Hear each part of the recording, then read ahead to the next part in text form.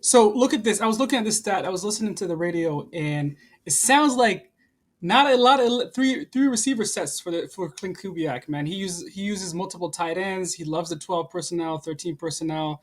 How is it going to be different from what we saw with Grubb, Shane Waldron? It's been a while since we had like a dominant offense here in Seattle, and a great play caller. What do you think we'll see, man? What's the change going to look like? I think us, hiring him will. I don't want to say seal the door on Tyler Lockett, but I do think that basically seals the deal because, like you said, he loves a lot of those two wide receiver sets. I mean, we saw it in San Francisco when he was a pass game coordinator there. Yeah, Debo and Ayuk, those are their main two guys. Love the use of the tight ends. So, I do think we're going to see some changes in what our looks, but I think we're going to have a lot more balance than what we saw with Ryan Grubb. I think Kubiak is going to be much more committed to getting the run game going, and I think there are going to be some personnel decisions that go hand in hand with that commitment to the run.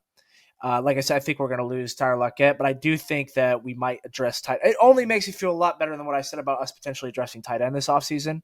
I think that's going to be something that we're really going to dig into, and I think he's going to look for a guy that might fit his scheme a little bit better than say a Noah Fant does. Um, I think Barner's a good fit in that scheme. The most important thing, you need to be able to block as a tight end. You have to be able to block. And so we're going to be looking for some inline guys that can give us that ability to block. And what that'll do is it will help us in our run game as well. And so I think we're going to see, a lot of play action. He's going to work that in there. We're going to work the middle of the field a little bit more, especially like in the intermediate middle of the field.